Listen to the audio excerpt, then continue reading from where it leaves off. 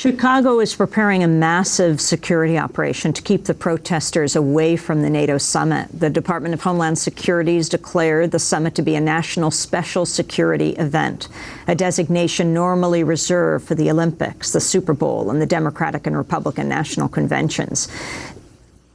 The American Civil Liberties Union says the NATO summit could be the first public test of H.R. 347, a new law that expands the ability of the Secret Service to suppress protests in or around certain restricted zones.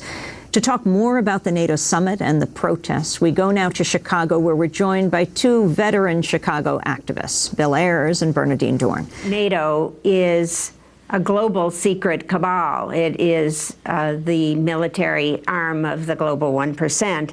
And really, I think NATO has become background to how we hear the news.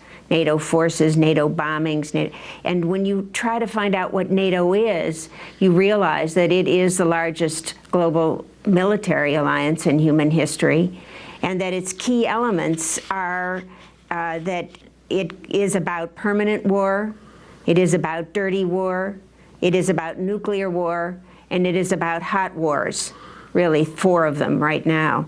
So we don't really know what it is. They are secretive, and when I first went to look at a NATO website to see what it was, a dove floats across the screen on the first page of the official NATO website. By the end of the NATO website, it's helicopters, fighter planes, and drones. So we, I think, are not made safer by NATO. It is secretive, and it is opposed to peace and to our future. So a wide array of Chicagoans have come together in coalition, meeting really for 9 months, to stand up and ask for peace, to really say we don't need NATO, we need an end to the war in Afghanistan, we need a complete end to the war in Iraq.